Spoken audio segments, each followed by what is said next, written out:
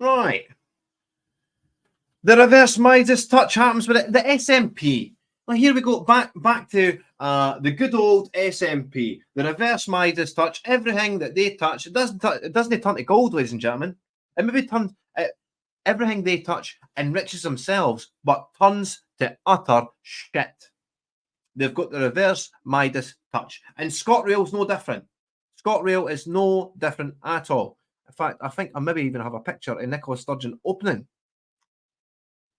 No, I don't. No, I don't. Anyway, she opened it up on April 1st, 2022. That's when Scotrail was taken into public ownership. April 1st, April Fool's Day, just to punch you right in the face with their ridiculousness, to punch you right in the face. Oh, yeah, we're taking over Scotrail, SNP, the titans of industry, the captains of business. We're taking over Scotrail on April Fools. On April Fools. Hurrah! Hurrah! And who could have seen this coming? And who could have seen this coming? A blind man could have seen this coming. The extinct dodo bird could have seen this coming.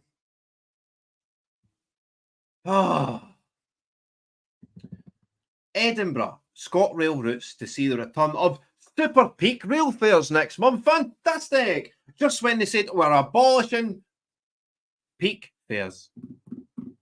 Oh, we are the titans of in fact, we are the champions of the people, the SNP. We are the champions. We love the people so much. We are going to take Scotrail into public ownership, and we're going to make it almost free. We're going to make it so cheap that you wouldn't want to travel any other way. Oh well, what's happened? What's happened? Let's read the story. It's so utterly predictable, ladies and gentlemen. So utterly predictable. If you didn't see this coming, then I suggest you go to Specsavers. Oh, zing. The scheme was used to encourage more people to take the train rather than the car while making travelling more affordable. The cost of the full year subsidy was approximately £40 million. £40 million. They've absorbed. See, if you run a business and like, we're going to take it into public ownership. Can you give us the skinny on what the ins and outs of the business is? What I suggest you keep peak fares, because if you don't, it's going to cost us about 40 million if we don't. Jeez. Right. The subsidy is 40 million. Scotrail will bring super peak fares. So we've went from we're going to take away peak fares, and now, you guessed it, super peak fares are now coming to routes including Edinburgh from September, which is just mere days away. SNP ministers will end the pilot on abolishing peak rail fares on September 27th, which will lead to massive price rises for Edinburgh to Glasgow services. Massive price rises. The scheme was used to encourage more people to take the train rather than the car while making travel more affordable. The cost of the full year's subsidy was approximately 40 million. During the pilot scheme, now this is the kicker. This is the one. I've just been peppering you. I've just been jab. You want the haymaker? Boom! Right over the top. During listen to this. During the pilot scheme, an anytime day return ticket from Edinburgh to Glasgow is £12. Oh, that's quite cheap actually. From September 27th, this will jump to £31.40. £31.40 for a return to Glasgow to Edinburgh. Are you serious? No wonder nobody uses the trains. In fact, people still have to use the trains, but nobody. This is going to cause so many people a headache. This is honestly, I've got some vision boards above me. You know, the price has been jacked. They slash the services. This is a war on the commuter, a war on the working person. This is like an extra tax you have to pay to get to and fro work. It's going to cost you an extra score, basically, an extra 20 quid to get back and forth. This is just ridiculous. And that's every single day. If you commute back and forth to Edinburgh every day, that'll cost you an extra £100 over the working week of 5 days. So that, over a month, that's £400. This is a war on the commuter, a war on the worker. SNP, though, stronger for Scotland, ladies and gentlemen. Scotrail, Scotland's national rail. What a complete farce. Oh, as the record report, SNP Minister Fiona Hislop said it will not be extended again. Scottish Government has subsidised the temporary removal of Scotrail peak rail for 12 months in a move to encourage modal shift from private car to rail, while making rail more affordable and accessible. In the pilot period, the cost of the full year subsidy was approximately £40 million. So we obviously paid for that. We paid for that. You, me, everyone else, we all paid for that. We all paid for this experiment.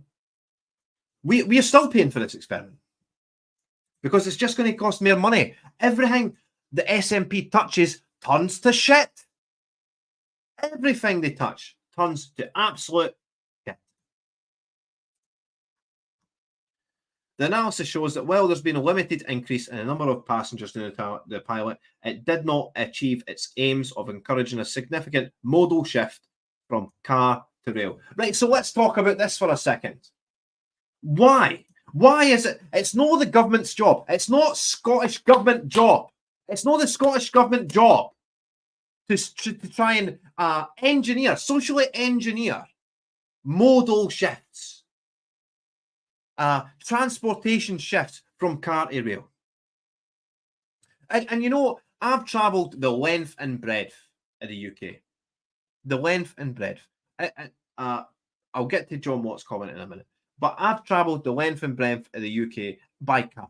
I go all around Scotland every week by car. See, if you travel in Scotland, the only way you can conceivably get around is car.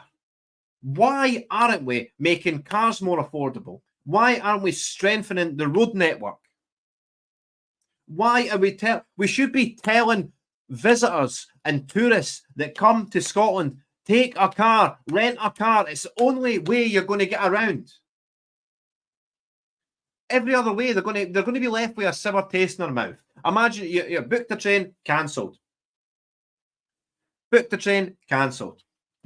Booked the train, cancelled. This is what's been happening all over Scotland all the time. Nobody knows what's happening. No, the trains are such a mess that they've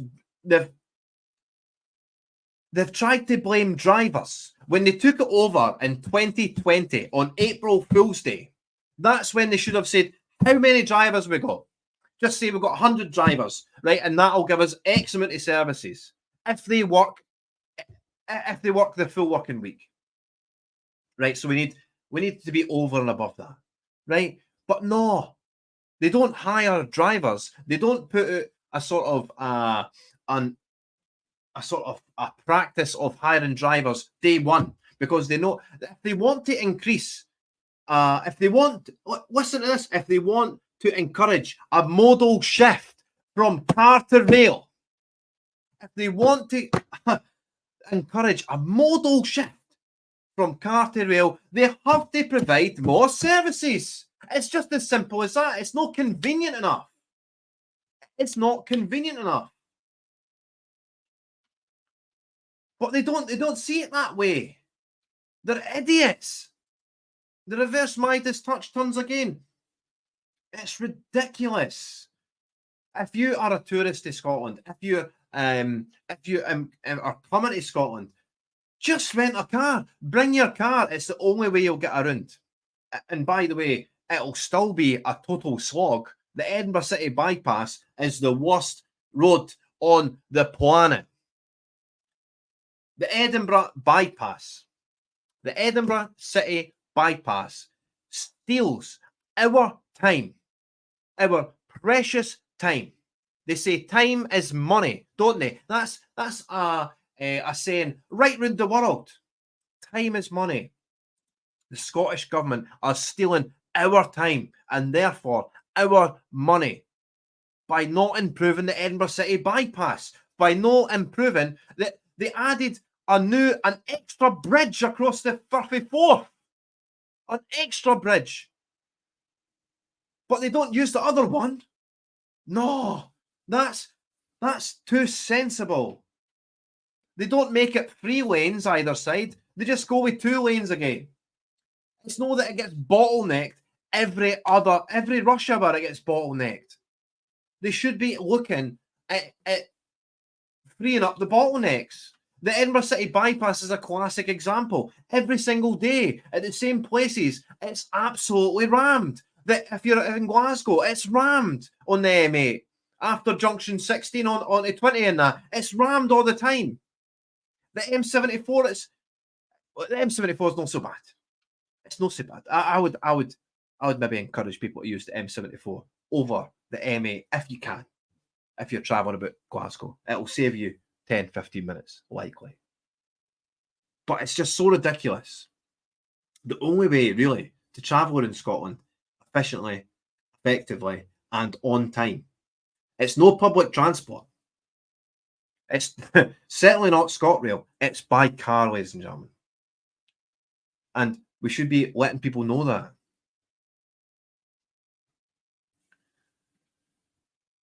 Anyway, we've got some funny pictures to go with this. Because we right, so bearing in mind, let's scroll up this article a bit.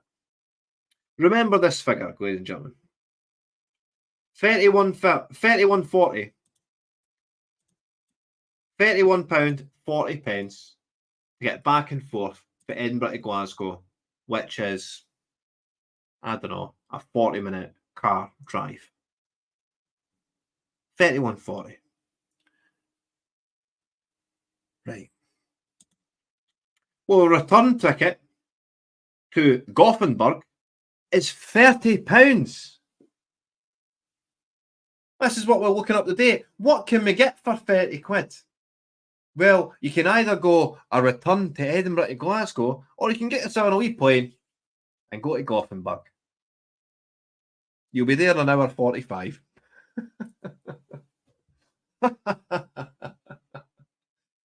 Ah, Christ on a bike.